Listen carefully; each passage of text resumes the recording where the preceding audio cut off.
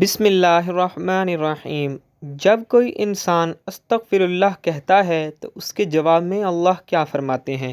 استغفر اللہ پڑھتے وقت بندے کے ساتھ کیا ہوتا ہے؟ کہیں آپ یہ غلطی تو نہیں کرتے؟ حضرت محمد صلی اللہ علیہ وآلہ وسلم نے فرمایا، خدا کی قسم میں دن میں 70 سے زیادہ مرتبہ اللہ سے استغفار کرتا ہوں اور اس کی بارگاہ میں توبہ کرتا ہوں۔ بہت سارے لوگوں کی زبان پر استغفر اللہ کے الفاظ ہوا کرتے ہیں۔ کوئی غلط بات ہوئی تو انہوں نے استغفر اللہ پڑھا تو لوگ استغفر اللہ کہنے کے عادی ہو جاتے ہیں۔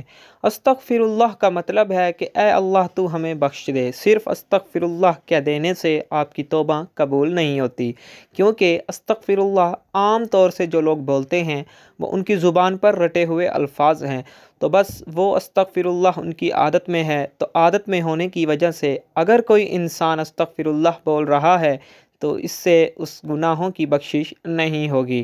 آپ صلی اللہ علیہ وآلہ وسلم نے فرمایا، گناہوں پہ شرمندہ ہونا توبہ ہے، اور جب کوئی انسان اللہ کی بارگاہ میں توبہ کرتا ہے تو اللہ تعالیٰ 7ویں آسمان سے پہلے آسمان پر آ کر ایک خاص نگاہ ڈالتا ہے، ایک توجہ فرماتا ہے اور بندے سے کہتا ہے، میرے بندے آؤ، میں کب سے تیرے انتظار میں تھا، لوٹ آؤ اپنے رب کی مرضی کی طرف، لوٹ آؤ اپنے رب کی مغفرت کی طرف۔ ایک جگہ اللہ فرماتا ہے، اے لوگو ایسی جنت کی طرف دوڑو جس کی چوڑائی اور لمبائی آسمان و زمین کے برابر ہے، اور اپنے رب کی مغفرت کی طرف دوڑو۔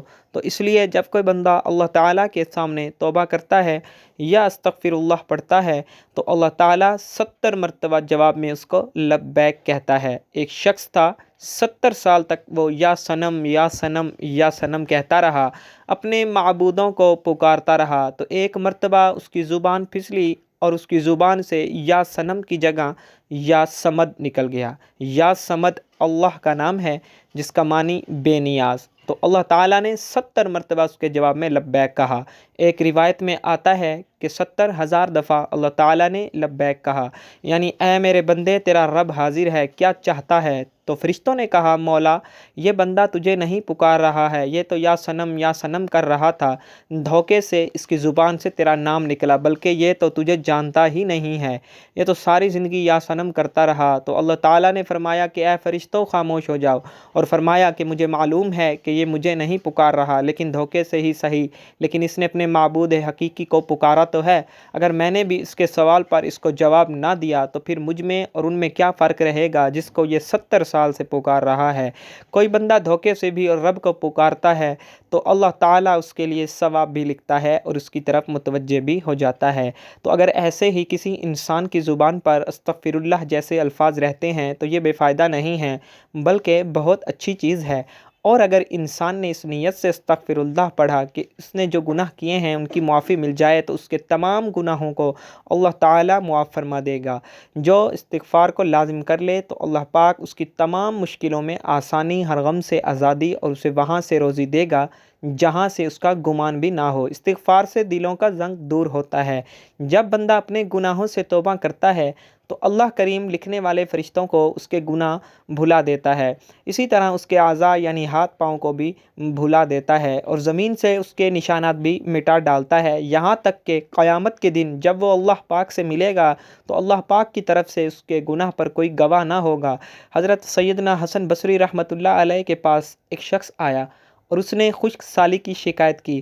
آپ رحمۃ اللہ علیہ نے اسے استغفار کرنے کا حکم دیا۔ دوسرا شخص آیا، اس نے تنگ دستی کی شکایت کی تو اسے بھی یہی حکم فرمایا۔ پھر تیسرا شخص آیا، اس نے اولاد نہ ہونے کی شکایت کی تو اس سے بھی یہی فرمایا۔ پھر چوتھا شخص آیا، اس نے اپنی زمین کی پیداوار کم ہونے کی شکایت کی تو اس سے بھی یہی فرمایا۔ حضرت ربیع بن صبیح رحمۃ اللہ علیہ وہاں حاضر تھے۔ انہوں نے عرض کی، آپ کے پاس چند لوگ آئے اور انہوں نے مختلف حاجتیں پیش کیں، آپ نے سب کو ایک ہی جواب دیا کہ استغفار کرو، تو آپ رحمۃ اللہ علیہ نے ان کے سامنے یہ آیات پڑھیں جن میں استغفار کو بارش، مال، اولاد اور باغات کے ہونے کا سبب فرمایا گیا ہے۔ تو میں نے کہا، اپنے رب سے معافی مانگو، بے شک وہ بڑا معاف فرمانے والا ہے، تم پر موسلا دھار بارش بھیجے گا اور مال اور بیٹوں سے تمہاری مدد کرے گا، اور تمہارے لیے باغ بنا دے گا اور تمہارے لیے نہریں بنائے گا۔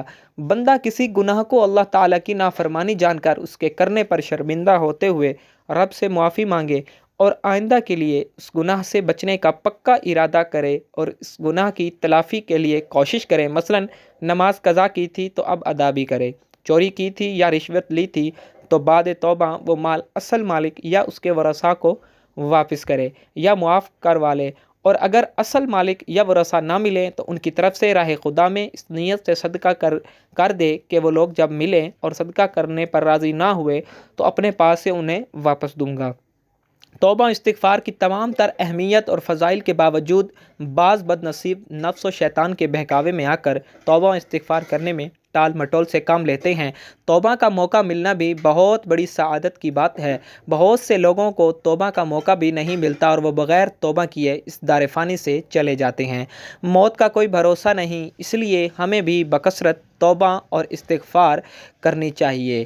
قرآن مجید میں ارشاد باری تعالیٰ ہے کہ اللہ تعالیٰ استغفار کرنے والوں پر رحم کی بارش کرتا ہے اور ان کی طاقت میں اضافہ فرماتا ہے۔ اللہ رب العزت قرآن مجید میں ایک جگہ فرماتے ہیں کہ اور میں نوح علیہ السلام نے اپنی قوم سے کہا اپنے رب سے اپنے گناہ بخشواؤ اور معافی مانگو، وہ یقیناً بڑا بخشنے والا ہے اور وہ تم پر آسمان کو خوب برستا ہوا چھوڑ دے گا اور تمہیں خوب پے در پے مال اور اولاد میں ترقی دے گا اور تمہیں باغات دے گا اور تمہارے لیے نہریں نکال دے گا۔ استغفار اللہ کی خوشنودی کا سب سے بڑا ہی ذریعہ ہے۔ ایک حدیث مبارکہ ہے کہ اللہ پاک توبہ کرنے والے بندے سے اس شخص سے بھی زیادہ خوش ہوتے ہیں جس نے اپنا گم شدہ اونٹ پا لیا ہو۔